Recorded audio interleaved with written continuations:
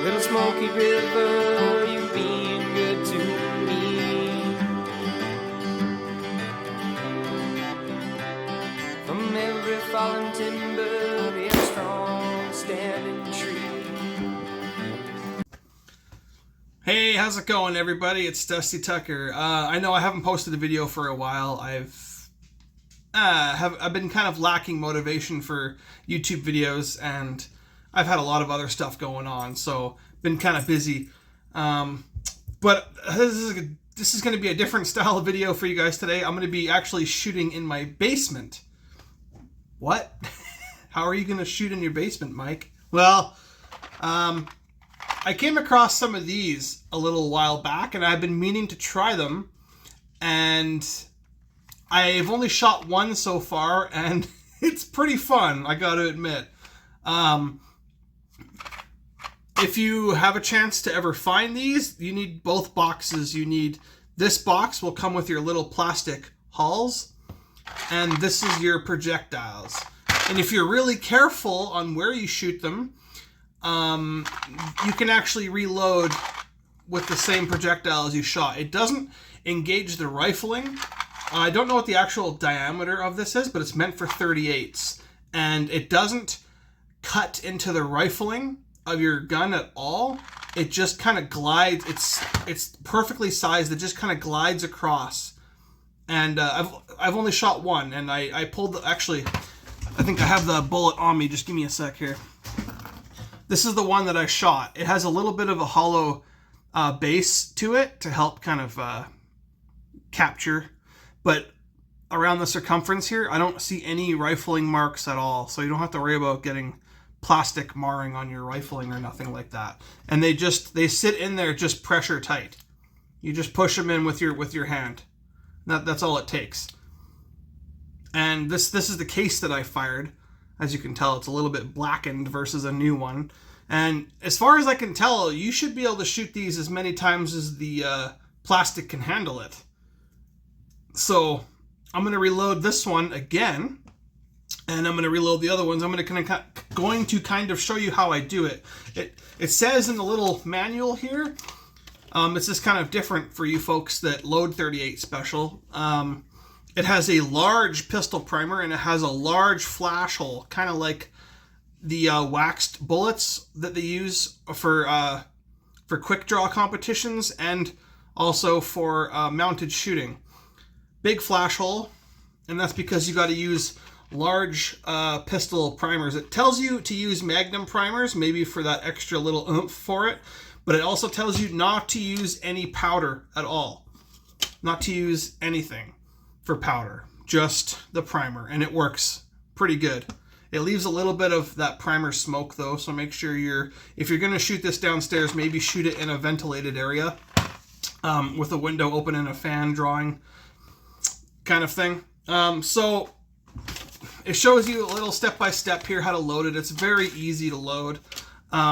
It tells you to use the primer. I'm actually going to load it on my press because it's a lot easier, so I'll just quickly show you how I load them, and we'll go from there. Okay, so it's on my forward-facing camera, so everything might look a little reversed to you guys as I go through the process here, but so I got my primers here. They're kind of just off camera. If you really want, I can push them onto there.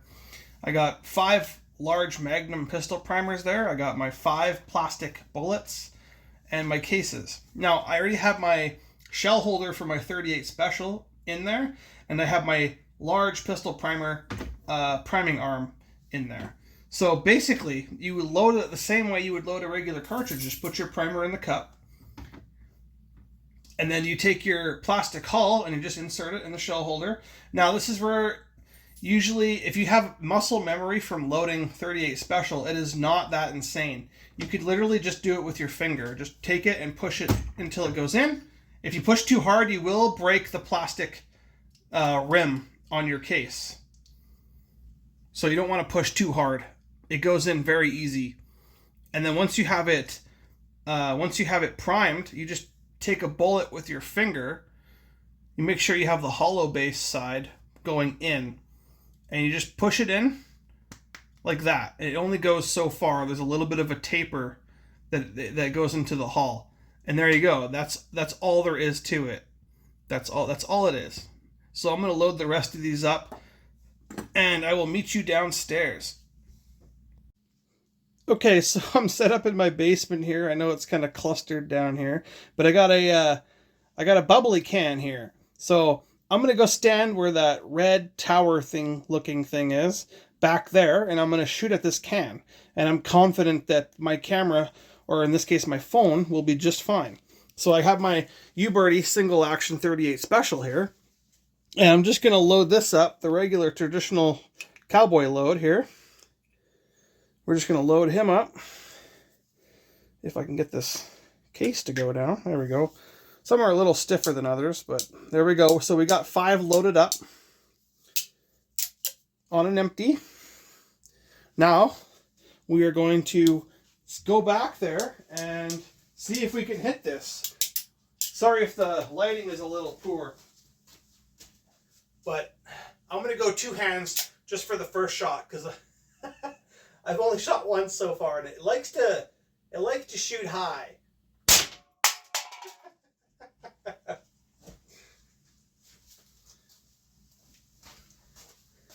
And if you're lucky enough to find the projectile, it's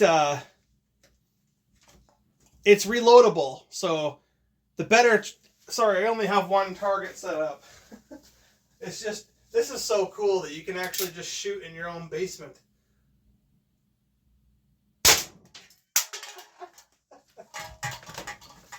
I don't know how many I'm going to shoot because it kind of scares my dogs upstairs. I don't know if you can hear them or not, but they're kind of getting a little bit anxious up there.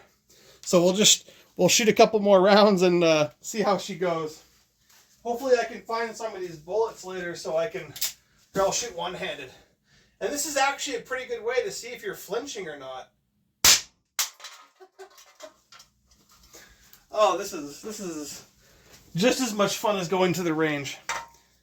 Oh, I wonder how far you could go. This is the longest spot in my basement that I have, so where I could get camera set up and everything. So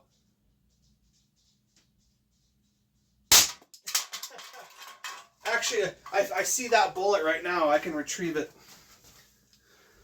So there is no marks on it or nothing. It is totally reloadable. You could probably get a few reloads per plastic bullet.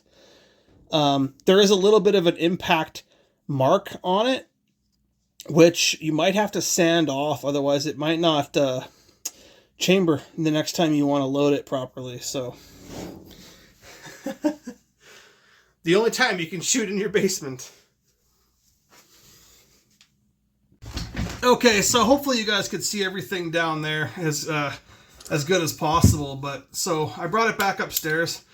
I'm just going to unload it. It gets a little black from the residue and everything like that, but my cat does not. My cat does not like. Oh, a piece broke here. It cracked. So maybe not every time you're gonna have a. Oh, this one cracked too.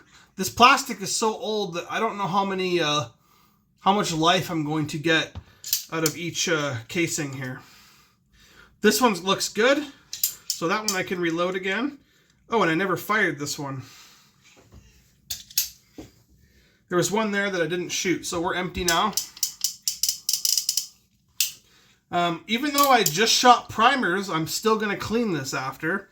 That's just how anal I am about that. This was the one that I had shot once and reloaded. So, sometimes they don't like to chamber after the second reload. The plastic gets a little bit warped one way or another, so you have to kind of manipulate it to get inside your chamber properly. Or you might have to deburr it. Like this projectile that I retrieved, there's a little bit of a burr from the impact on the side here, so you might have to give that a quick sand before you reload it. And it's not like you can just go to the store and buy these, so you want to reload as many as you possibly can. I'm not going to be shooting these down there very often, but man, are they ever fun to shoot. So, I hope you thought this video was entertaining, maybe got a little kick out of it, and if you have a chance to find these, you need both boxes. It's the same with the 45s. Now, I think I actually have a box of casings for the 45, but no projectiles. So maybe I'll be looking to see if I can find some projectiles for the 45 as well. Anyways, I thought that was kind of a neat little thing to show you guys. So until next time, keep shooting. Dusty Tucker signing out.